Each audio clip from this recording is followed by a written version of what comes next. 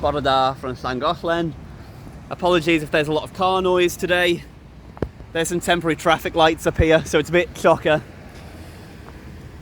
Stopped on the bridge where I like to stop, next to this beautiful view. And I'm going to take on Gwernant, the steepest climb out of Llangollen by some margin, I think. So, we've not done it before.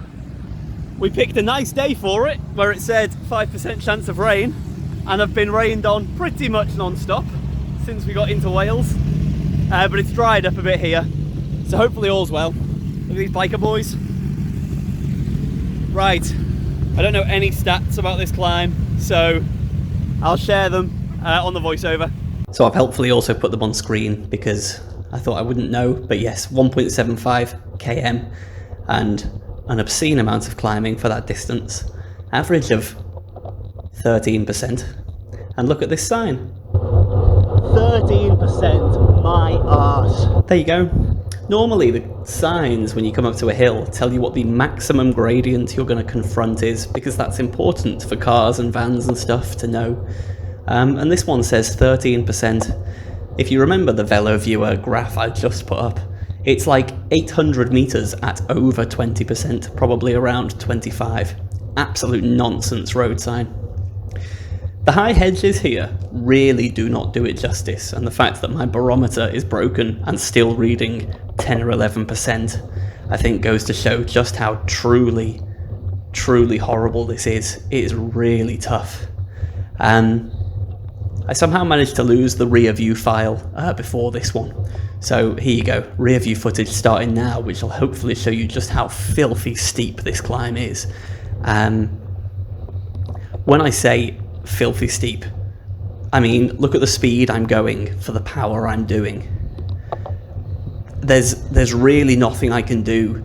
Any tactics I want to have, just completely out the window. I can't stand up because of the slip of the road. I'm struggling to turn the pedals seated. And I think probably at this point I'm already in my 34 on the back. So that's a 36, 34. And it's just everything I can do to keep the bike moving forwards. I did pull into this lay-by to let this car pass just because it'd be there all day otherwise, and he was being sound. It's great to have the age-old dilemma. Do I stand up and get wheel spin, or sit down and get front wheel lift? Fuck me. There's some expletives. You're welcome. Those are my thoughts from the road. I was doing this weird thing where I'm sitting right on the nose of the saddle. I'm almost getting my body into a position that's stood up, but I've still got my weight towards the rear, because it was getting scary, to be honest with you. And that's a very uncomfortable position to ride in. I wasn't efficiently putting power down, and that was entirely just to mitigate for the slip. So yeah, very tough. And still, I don't know what you guys think, but watching this back, I can't believe how not steep it looks. It's an absolute wall. It's unbelievable, this bit of road. So at this point, I could see that I was coming out of the tree line a little bit. And that was making me a bit hopeful, because I knew in my head that there's a relatively sharp corner. And I'd read other people saying on Strava that when you hit that corner, it's a bit easier from then. It's still a really hard climb, don't get me wrong. If you heard me say nope, then I tried getting out the saddle again. If it was dry, I'd still be pushing here, but because I can't get out the saddle at all, I just need to recover. There you go. There's my little explanation, that I just need to recover a little bit. I'd really pushed all of the power I could possibly push in that dodgy position to keep my back end tractiony. So yeah, as you come out of the tree line, I knew that there's a sharp left at some point, and I know that it's more like 10% from then onwards. So I was just willing that to come, but it's just further than you think. And the thing is, I've probably said this on other climbs, 10% isn't actually recovery. So what I was struggling with by this point is that I could kind of sit down, but I still needed big power. And for me, I quite often split up a climb like this to out the saddle, low cadence power when it's over, say, 15%. And then when it gets down to 10, I'll sit down and I'll spin, and I'll still do fairly good watts, 310 to 330 watts, but seated, and it feels more comfortable. But because of the way I'd had to straddle, stand up, sit down for so long, I didn't feel like I was getting any recovery at all, and I'd burnt every muscle group, so I didn't have something to fall back onto, which I found really difficult then mentally. The other problem is, at this point I knew that I wasn't really going to be setting a particularly strong time, so I'd lost the will to push through that pain. When you know that... How white my fingers are, it's so cold. I've put the rear view in there a bit, but yeah, my hands were going numb as well, which is a shame, because we got rained on. I'd completely lost circulation to my fingers. Didn't impact my time in any way, just made me a little bit miserable. Yeah, knowing that I wasn't setting my absolute best time, I did lose the will a little bit to push through that pain. It's easy to push through the pain when you know that you're representing yourself really well, because I couldn't do that while the road was this wet. That did make things difficult. So you can see on the mini-map, it feels like we're coming up to that fabled bend I've been telling you about. Hopefully, this sharp left just here, there it is. And in theory, from that point onwards, well, give or take from that point onwards, things are a bit more achievable. But I'm really still struggling. You can see I'm still only doing 10 kilometers an hour. Whilst really giving it everything I've got. I'm really trying to squeeze the power out and struggling.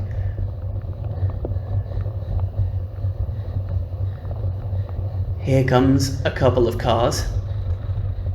I did get a bit arsey with some of the cars a little bit later on, because there's loads of passing points along this road. It is a horrible road to drive, but there's loads of passing points along it, and cars would see me, but then just keep driving past them, and then we all have to squeeze like threading a needle. All it would take is 2 seconds to wait at the passing point. It's not that much to ask, is it? But then equally, I realise I have to do the same for them. If I see cars coming and I'm near a passing point, I should be just as courteous, and that ruins Strava. So it's a shame. But yes, it is give and take on the road, isn't it? You can't complain about people not waiting for you and then also not wait for other road users. What's lovely is the view to the left of me here. Absolutely sensational view back down over the Dee Valley, down into Llangollen. View to the left is amazing. There you go. Isn't that nice that I said that on the voiceover and I forgot that I'd said it in person as well? But I'm glad I'm consistent.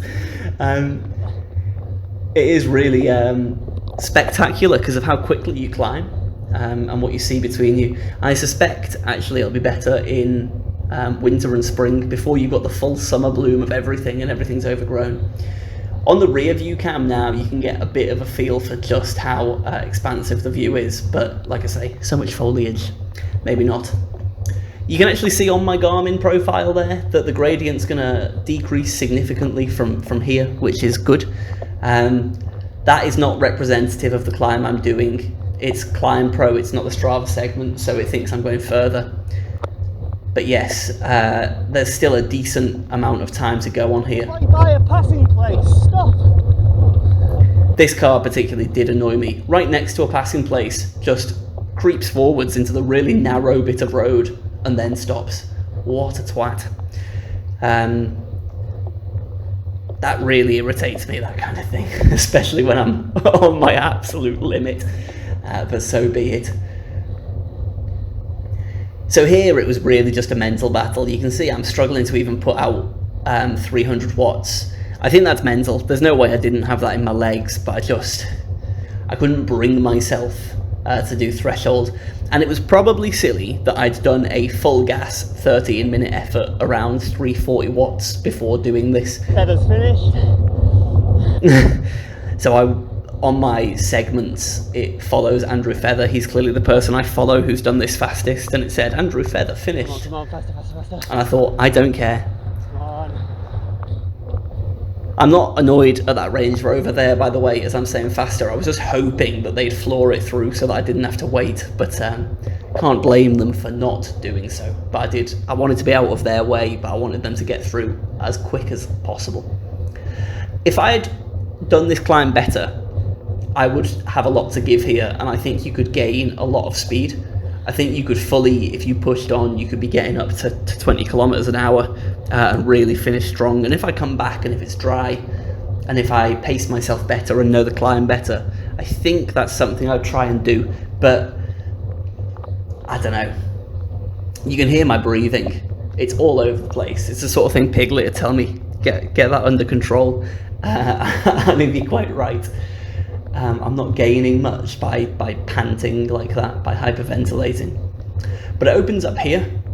The finish is just around this bend, which is nice. And it's quite, it's quite pleasant, it's quite lush, it's quite enjoyable.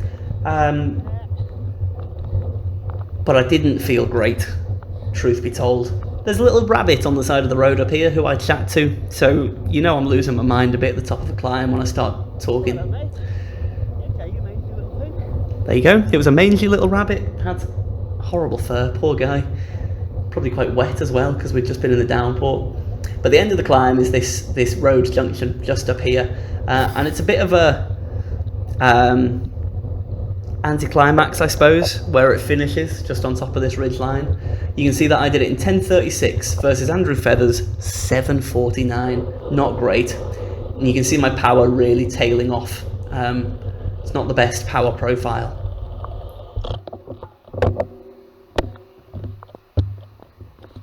Sorry, Dad, this is as far as I'm coming. Hey, how nasty was that? If it was dry, I could have done a much better effort. I really struggled with the fact that you couldn't stand up. I tried standing up a few times and just lost my wheel completely. My fingers are almost coming back to life. Yeah, that was really rough. So for context, I'd normally turn around, find my dad and cycle back up with him, and in my head I was thinking, if he's on that 25% bit, you're not getting back up this hill. So I didn't. Tried to show you a bit of the view there, but I didn't do very well with it, did I? Here comes my dad. There's a car down. I think maybe this bit gives you a bit of a better perspective, that this is where I was talking about it being shallow. This is now the shallower part of the climb, and I think it still looks pretty steep, pretty hairy. I've put a lot of my legs in this today, haven't I? That was weird. Worst of it's done, not too far now. It's for Dad, cool as you like, didn't need my encouragement. Not great. Well, I hope you enjoyed the climb, guys.